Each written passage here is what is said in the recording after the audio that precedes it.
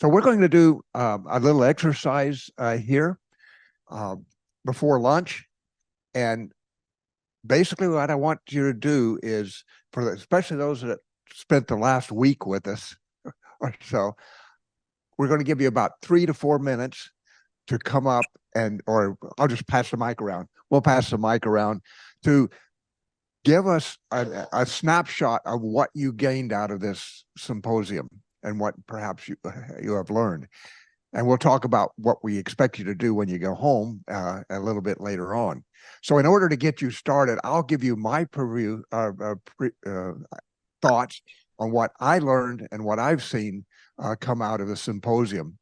And one of the first things that I really was amazed when, remember, we did a little workshop. I think that was on Sunday or Monday. We did a little workshop where we had to get together and address some of the issues. And the content of our collective thoughts was amazing. That was just, to be able to come up with some of the thoughts that you came with. How could Point address their issue? How can we look at our engaging communities more? What's going on in Utqiagvik? All of those things were just amazing, and we're going to capture all of that and put it into and document it in a written report so that we can keep that in front of us. So I really, and then we took that information to the assembly, and the assembly picked up on most of what was said. And one of the things that caught me a little bit by surprise was we know that the indigenous people want us to engage them and take advantage of their knowledge, which we are starting to do. But what surprised me was when Thomas talked about what they're doing in Greenland with the education program and being able to empower the people of local to take charge of their engineering and their technical aspects.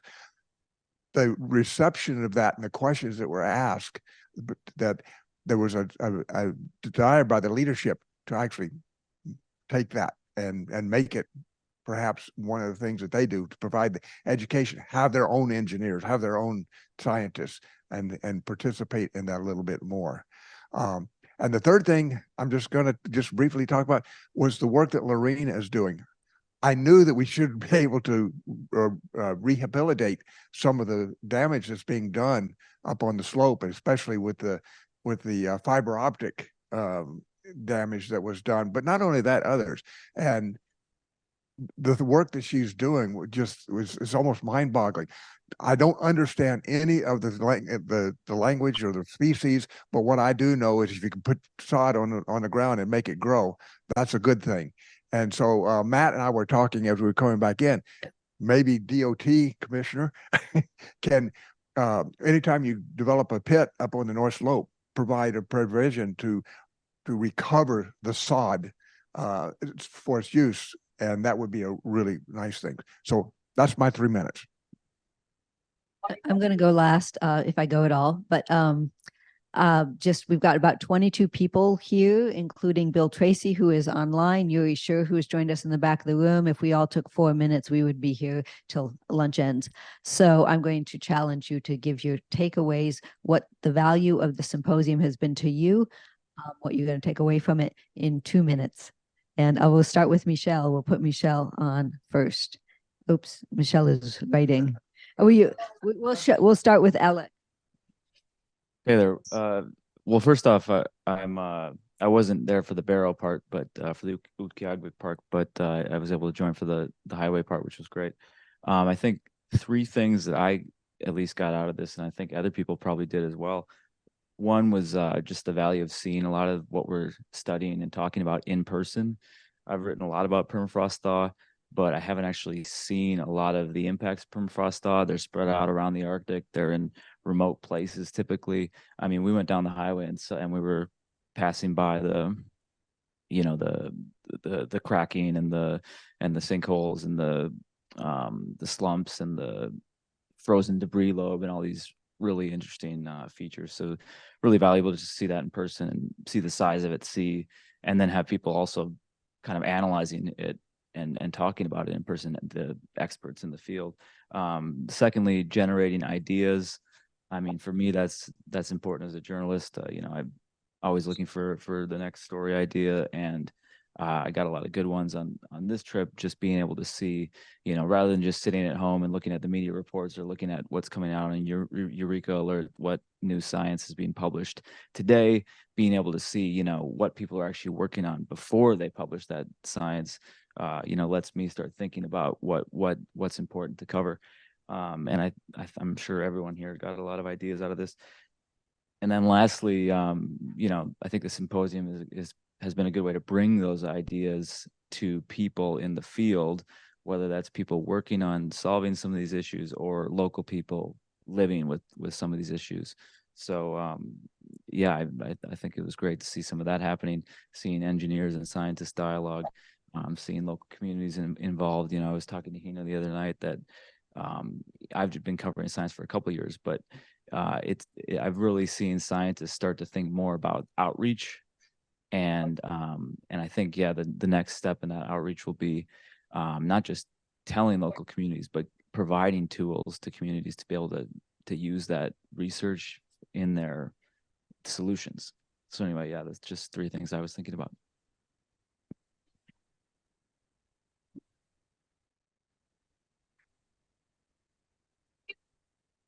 Well, okay, thank you. I have difficulty to speak in Polish without notes. This is why I was writing. Well, my impression, since I'm an outsider from Alaska, is that the problems across the Arctic, and particularly between Canada and, in my case, northern Quebec, Nunavik, and the region over here, they are very similar, human-wise. I was very much impressed, particularly, you see, the North Slope Borough and Nunavik, they are about the same size. They are, geographically speaking, same number of people. Well, we have a little bit slightly larger number of communities, but similar structure, organizational, similar regional governance and local governance, and the issues are the same. And I was particularly impressed when we made that presentation at the Borough Council, how well it was received. It was well prepared the night in advance by you, but the ideas that were presented and the results of our discussions were right on line with the concerns of the councillors and the mayor and the population that was present. And I think it's very positive in that sense. On the other side, I found, of course, Alaska probably, as with the university over here and the CREL, you have the highest capability of intervention in permafrost science and engineering that I've ever seen in the world. Your university president is right about that. And my feeling is that with this symposium, you're really starting on the right track to have the humans at the center of the occupation and work with communities and regional governments with the support of the higher levels of government.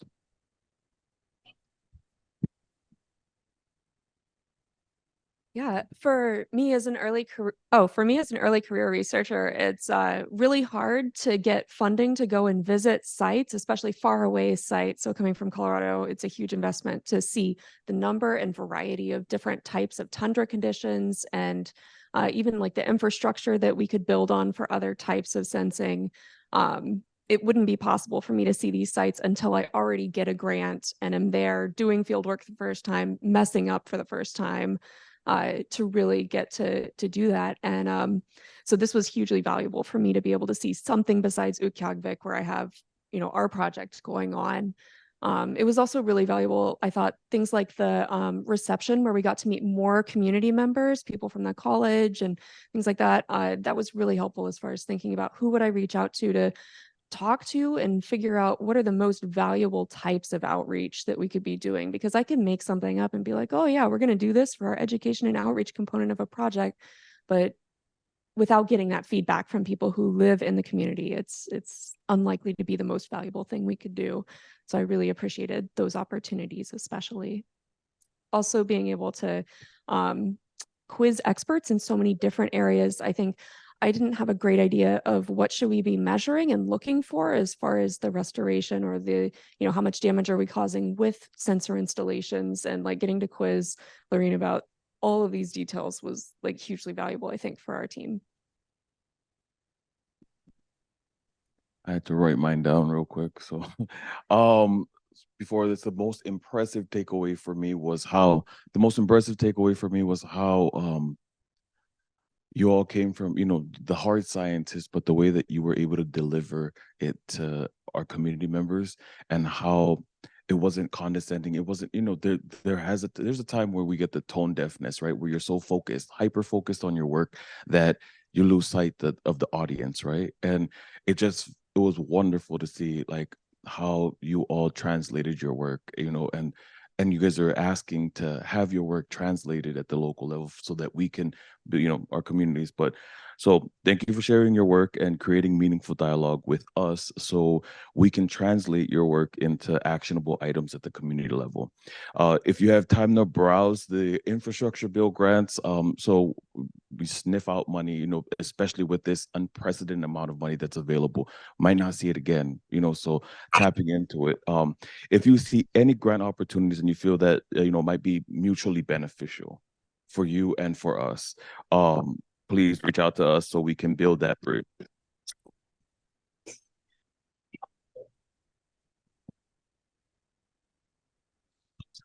If you have projects that include community engagement, it may not be that relevant to work, but it matters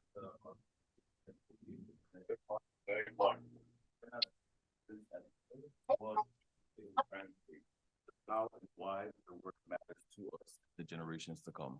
So thank you. Pass this one around then. And world peace.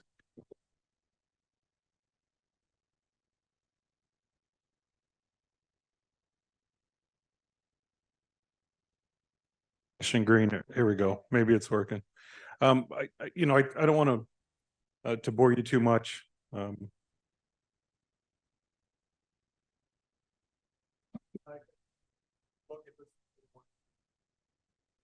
This is the first time I remember something like this. Really, we appreciate. Still working. We appreciate everybody taking the time to come up and share our wonderful region and look at our issues, and you know. So I didn't get to follow, unfortunately, over to Dead Horse, and then I was really looking forward to the trip down the Dalton. I didn't get to do that, but it just gives, you know, a great viewpoint of everything that we're facing at the same time, and how diverse those challenges can be too. So just really wanted to thank everybody. It's great seeing everybody. It just opens up so much opportunity for us, for those of us that live up there and who are trying to find out ways to combat these issues that we're facing. So we truly appreciate it, and I look forward to keep in touch with everybody.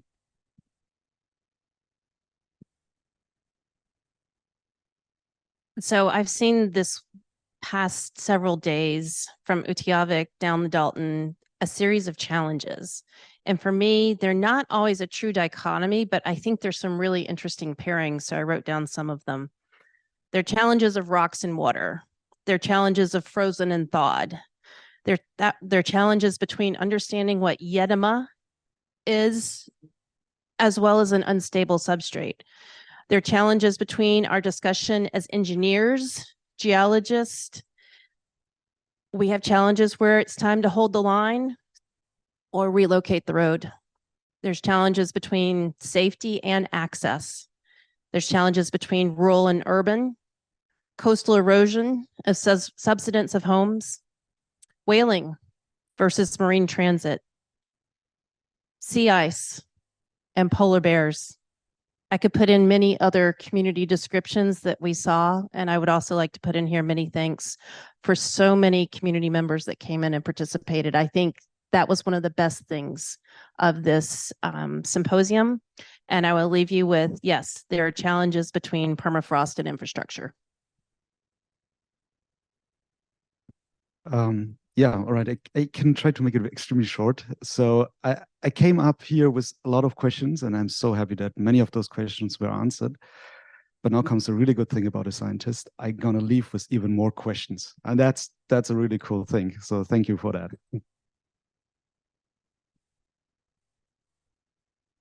I'm trying to, yeah, I haven't written anything down, so I'm going to try and get what I've been building in my head out. But I think one of the biggest things for me, so since coming to Alaska only a little over a year ago, and seeing all the communities that we're supposed to be working with and all the challenges they're facing, it's been extremely overwhelming. And even the work before this permafrost symposium, being out on the North Slope and all the logistics and the emotional and physical like wear that it takes on me and all my other coworkers, I think having these kinds of events is really nice to like bring it all together and kind of put it in perspective. And it's kind of reinvigorated me a little bit because I can get worn down and I'm like, how do people do this for years on end? And I think meeting with people like this periodically is what helps in learning about all the tools and resources that we can provide to the communities.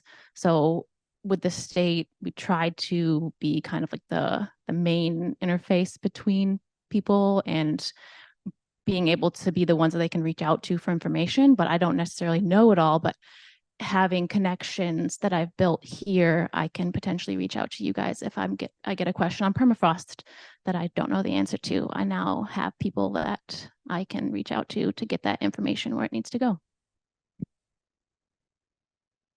Well, first I wanted to say thank you to Jana and Billy and the whole committee for organizing this first annual Permafrost Symposium.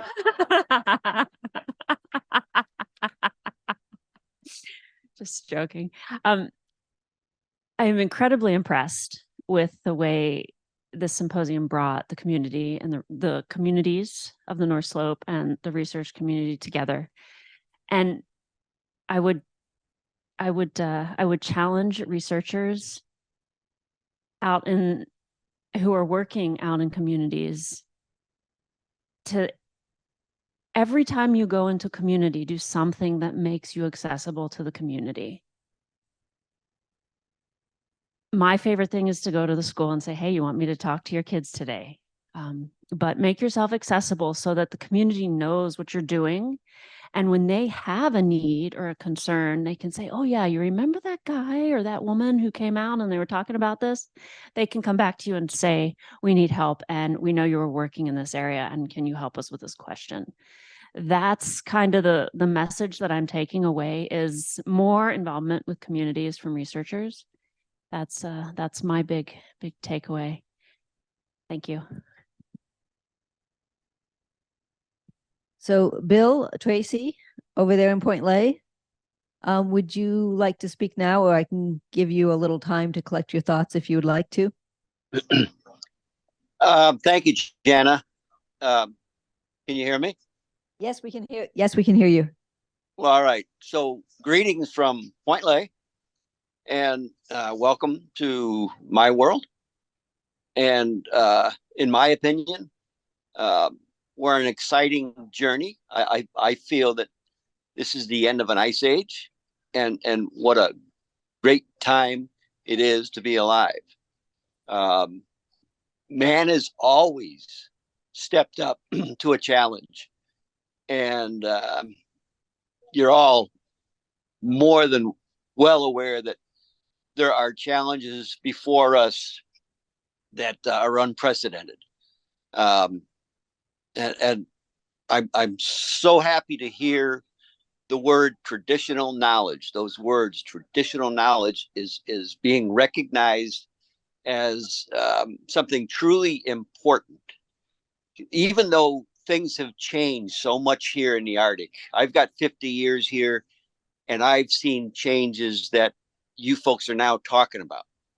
The woman that was speaking about treading lightly using fiber optics and sensors. Well, when I built my house, there were no roads. So just my foot trail, bringing nail by nail, board by board, I actually disturbed the tundra, and it's grown back in time. I built the house in '75, and that trail is completely gone.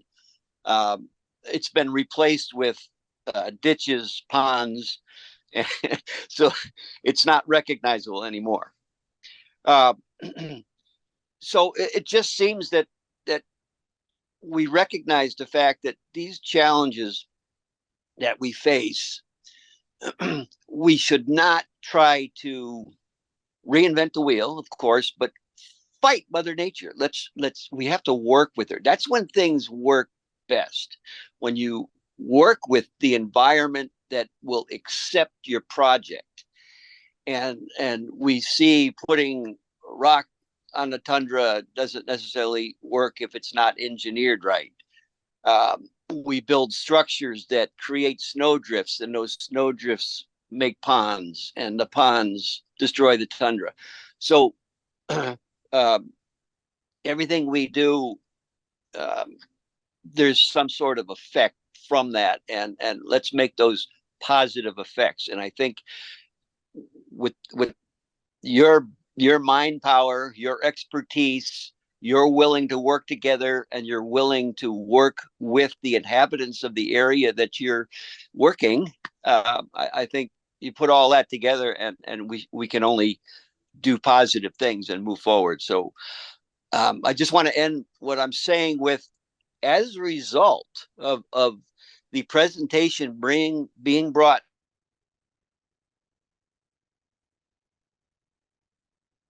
Bill, I think you cut out on us. Maybe Bill will be able to connect back up in a moment. Up from the road. Oh, we got you, Terrible. Bill. You cut out for a second, but you're back. Okay. I just wanted to say that as a result of your presentation at the assembly meeting, Point Lay homeowners can now tap into that gravel source and fill in under our homes and in the ponds around our house. So you're making Point Lay a safer place once we fill in those ponds. So thank you all. Thank you for what you do. Thank you, Bill. And it's amazing and just gratifying to hear that sort of immediate, tangible result from a few days of discussion. And we'll talk more about that. But I'm going to hand it over to Thomas. And actually, if you can say your name, just your first name is fine before we go on. All right, thanks, Jenna. My name is Thomas. Yeah, I have had the great opportunity this year actually to visit communities both in Svalbard, in Greenland, in the Mackenzie Delta, and now here in Alaska. And that has been very interesting to see how all of the communities are basically dealing with the same general issues, but how it impacts the communities depend on both, well, many different things, but the natural settings, the community and governance infrastructure or structure, construction practices, and especially also local capacity. So that's very interesting to see the differences there. New to me, especially from this trip, I could point to many things, but the two things I would like to share here is seeing the impacts of coastal erosion in person on the communities. I'm thinking here of Wainwright and Utqiagvik was very interesting, and all the talks about how to deal with that that we had along the way. And also the impacts on cultural infrastructure. I'm thinking here about how the interaction between the infrastructure and the issues that create for the use of ice cellars and so on in the communities was very interesting. And then what I've heard across all the communities here is the concern about how there is inadequate funding to address all the issues that communities are dealing with. And there I would say that it's, from my experience here in Alaska, it was very, very reassuring to see the amount of resources that are actually going into dealing with the issues here. I'm not thinking only cost-wise, but seeing how local capacities, academic institutions and governmental institutions work together to provide solutions. That has been very inspiring. So thank you very much for the opportunity. Yes, this is John Thornley, and a couple of points, I guess, that I'll bring to this group is one of the reasons that I'm a member of the U.S. Permafrost Association is our mission is to communicate, between scientists and engineers, and then disseminate that information to communities. Right, that's a mission of the USPA. And this program has really been a fantastic representation of that mission, and it really shows a way to do that. And I look forward to taking some of these lessons that we've learned back to the USPA to further that mission and make sure that communication continues. I've really enjoyed as an engineer. One of the reasons I enjoy this so much is I love talking to scientists, and I love talking to communities about how these things all kind of come together, and the research that may be happening now doesn't necessarily filter to immediate results, but it does in the future, and so it's important to keep kind of that time framework in perspective, that it's not necessarily immediate results that you get out of research, but making those connections, you never know where it's going to go. The second thing, just briefly, is I'm working with Kevin and the Department of Defense on the updated UFC for foundations in frozen and freezing conditions. And some of the conversations that I've had here have made me reflect on the way that we're communicating some of those concepts in that document, and maybe go back and look at some things that we need to strengthen and bolster, so that we're communicating some of those engineering practices a little more hammer over the head type of presentation, so that people aren't just skipping over a sentence that is maybe more meaningful, and we're hoping to get things out of and add on to that. And so that's something that Kevin and I will probably talk about a little bit more in the future here. Thanks. All right, John. So are you asking for a later delivery date then on the okay. Awesome. Just real quick here, I think a big shout out needs to go to Jana and Billy. What Bill Tracy just spoke about, the result of what we were able to bring together from this group and make an influence, that's stupendous. I mean, what a great thing for that community. And we made an immediate impact just by bringing our collective voice together and voicing that to the borough. So, I mean, hats off to you guys. That's awesome. So, the other thing one thing that I don't think we've talked about enough here on this trip, because it's kind of an emerging issue. We got the climate warming aspect, and everybody's focusing on the warming permafrost and what that temperature is going to do, mostly in the long term. Right. And we learned this on the Environmental Threatened Communities Project, that within coastal erosion, flooding, and permafrost, those three issues, the other two are chronic, are acute. Permafrost degradation is treated more as a chronic problem. However, we saw it on the trip down, there are absolutely some acute issues when it comes to permafrost degradation, mostly driven by extreme precipitation events, maybe seismic events, those kinds of things. I think the research community needs to start turning its attention more to trying to identify those sensitive areas, either remote sensing or in the field observations, and map those against any critical infrastructure like the pipeline, roadways, airfields, communities. I think those are the issues that we really should start to look at, and try to figure out how we can map those ahead of time and mitigate for those extreme conditions. So that's all I have to say. Thank you all. This is a great symposium. Ming Xiao, civil engineering from Penn State. Well, in the past 5 days, I've learned more than in the past 5 months, and by really seeing it.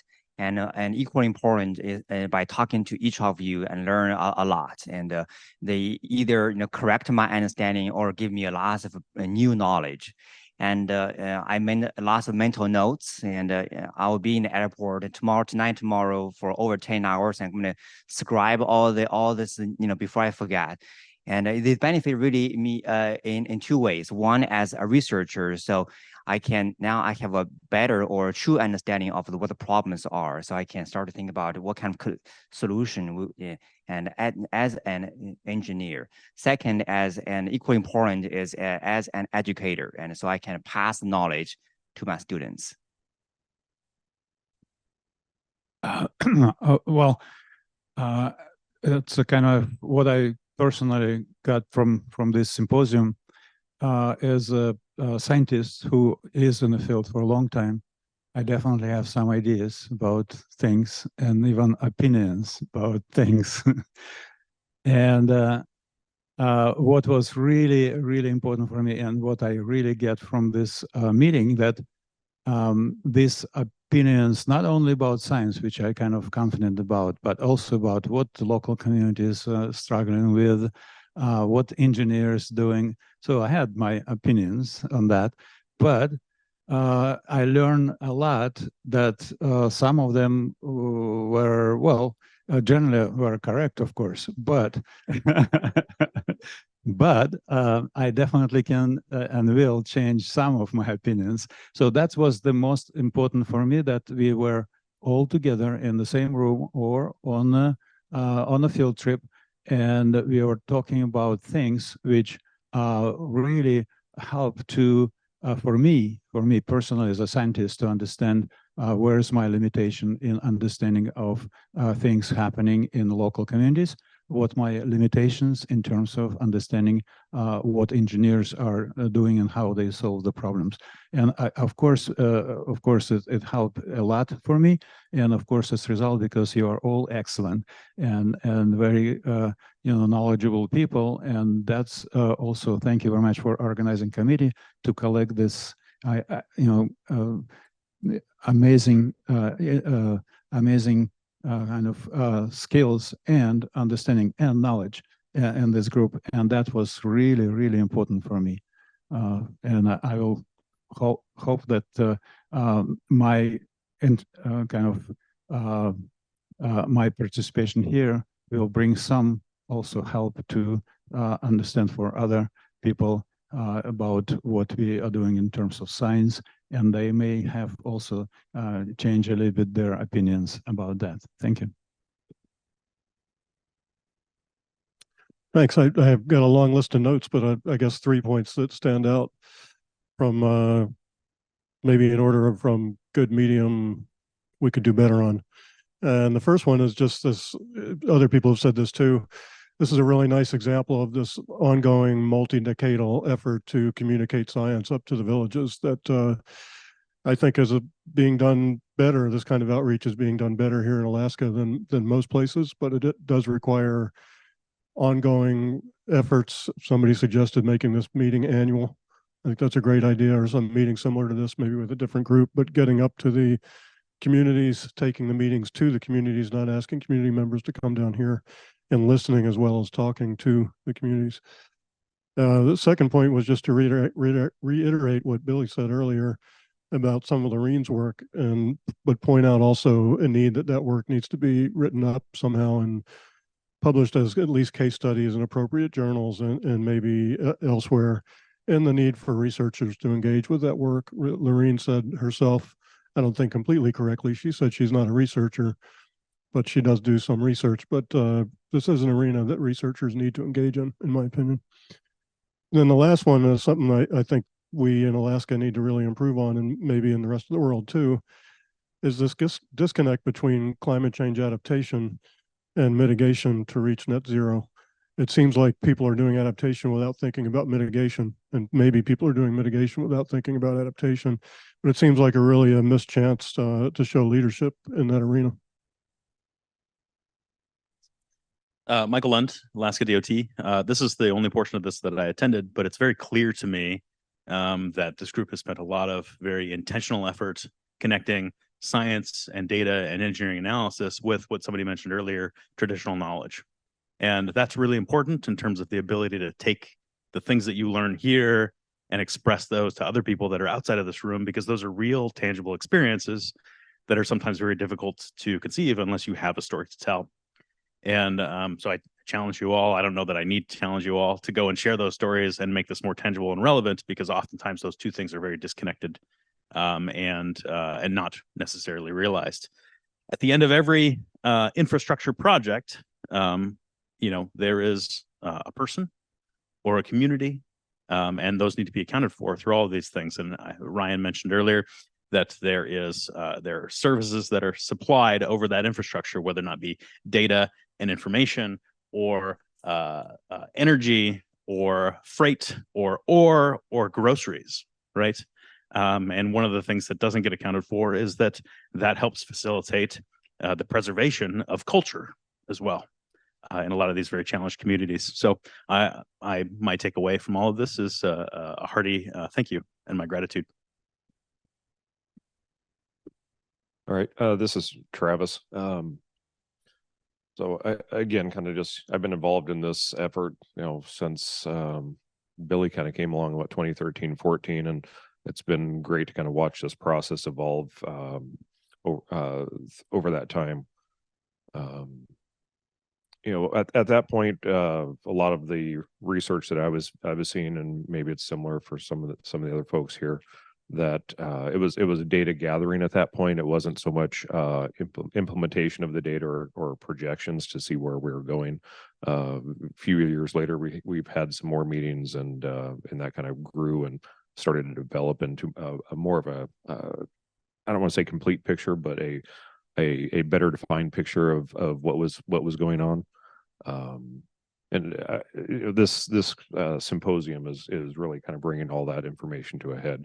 I really appreciate the wide-ranging disciplines that we're seeing here, so that we're able to actually get a better picture, or a wider picture of the impacts that the communities are challenged with at this point. But I think really, the takeaways, the action items for this are, how do we get it implemented? We've talked about it. We really haven't had a great a cohesive picture on how to do that. We've had the success, as Bill Tracy mentioned, for getting fills in Point Lay, but really without some sort of reoccurring conversation, I don't think it's going to continue successfully. What I do see is, as Alec mentioned, trying to continue the scientist outreach in the communities. I do think we need to focus on communications with the planners. Yes, communications with the communities is essential, but the planners for the communities, whether that's at a borough level, community level, whatever that takes, is essential to try and drive this. I myself, as an engineer, feel like I'm usually on the downhill slope of all the information, right? The scientists are coming up with lots of recommendations. It flows downhill to planners, and then it to some degree drives what we're doing. And as engineers, they aren't necessarily involved in that process. They may not have the understanding of why we're doing or telling them to do things a certain way. Just for my background, because I'm often doing peer reviews for engineering designs, and with my experience with the North Slope in particular, I often am in the driving seat telling people, okay, you got to do it this way, because otherwise it's just destined to fail. And trying to get that information back out to the engineering community from symposiums like this or other data gathering efforts, I think is important. So I'm not sure that the planners are the appropriate people to disseminate that information, though, to engineers. So trying to find out an avenue how best to implement that for the people who are trying to make changes, make developments for the communities is something that we need to talk about at some point.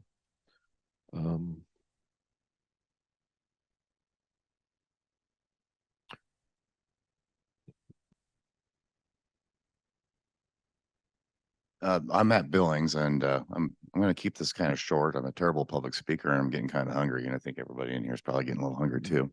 But I would like to start out by thanking Jan and others, and Billy and others, for putting this together. And this was great. And Michael let me attend in his stead. I didn't attend the first part of the symposium, but I attended the second part, and I'm going to kind of repeat like what I said during my introduction earlier this morning. The big benefit I saw from this, the big takeaway that I really enjoyed from this is just hearing other people's ideas and their perspectives, from different disciplines and different fields of work, and how, I think it's human nature that that people tend to kind of, some people are better at it than others, and some people are worse at it than others. But I think it's human nature that we kind of work in a box, and we only think about things that are kind of affect us in our universe. But I learned that outside of DOT's concerns, other people who work up on the North Slope, people who work on restoration efforts, they're dealing with degrading permafrost and the challenges they have and the steps they have to take to overcome those challenges. It's great to see that, and the dialogue was great, and like Vlad said, sometimes we kind of had a little, we disagreed, but I too I'm gonna come away with a different perspective, and I'm reevaluating some of the things in my previous beliefs, and stepping back and looking at it in a different light. So, yeah, thanks again for letting me attend. This has been good. This is Lorene Lynn. I just want to express my gratitude for the opportunity to be here and have this, and thank you for all the hard work that went into this. And I really, really appreciate attending a meeting that feels like it's going to go somewhere and something's going to happen from it. Because I really don't enjoy attending meetings where it's just a lot of talking about what should be done. I really, one of the things I really got out of this is really expanding my professional network. So I'm really glad to meet the folks here and the other people who were with us who are no longer with us. But that part I really appreciate. And I really like that we were able to bring together scientists and engineers and incorporate, maybe we didn't incorporate much traditional knowledge, but just the acknowledgement of it and thought about it and bringing that all together, I think is really important. I do wish that we maybe had more science input. Of course, we didn't have Ronnie with us, and also Ben Jones would have been really valuable if they had been able to be with us, and Skip Walker even. And we just don't get the opportunity to talk about real life situations and potential ways to address them.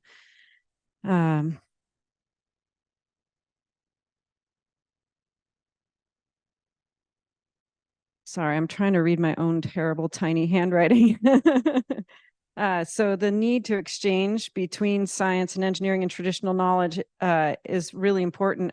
And I agree that it needs to continue in some capacity. I think it's really important. There's not many opportunities for it. Okay, I'm Celso. I think second to last. This was my first time in the Arctic after a week and a half spending time here. I feel inspired. This is what I'm leaving with out of this meeting. The most important thing for me was the people, the opportunity to interact with everybody in this room and spend time in a week and a half, but also especially with the people from the communities. And Bill was like a instant mentor to me, and Jimmy and Eddie, and the time I was able to spend with them, and they were giving me so many things to think about and so many knowledge that they were able to push me. And I really appreciate that. I think that was a unique opportunity for all of us to spend time with them, and Scott showing us the erosion and really seeing that and hearing from them, I think was really unique. I don't think that's something I would ever have the opportunity to do. And it came at a really important point to me because I'm in sort of a young career here that I can pick where I go and what I do. And feeling inspired after this meeting is really important because I feel like I can continue to work here and there's so much to learn. I now know how much I don't know after spending time with Vlad and others. And there's so much that, we need to learn to be able to make an impact. And I'm feeling really excited about the future. I think people is our most valuable resources, and I think we have it. And as Bill said, I think we're up for the challenge.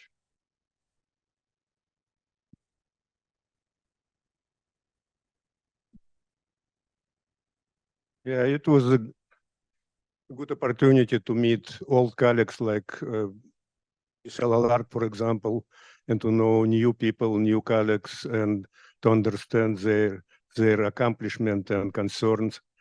And it was really outstanding symposium, and I applaud Jenna's effort in organization of this stuff, her idea, and so much effort. You know, it's easy for us, but lots of effort on her part. And I want to acknowledge Billy and Vlad who helped with this stuff. And I want to thank people of North Slope Borough. First of all, Bill Tracy, who is a great supporter of the science, and his help, for example, in Point Lay is amazing. And it's a great symposium. Thank you, Jen. Thank you, Vlad and Billy.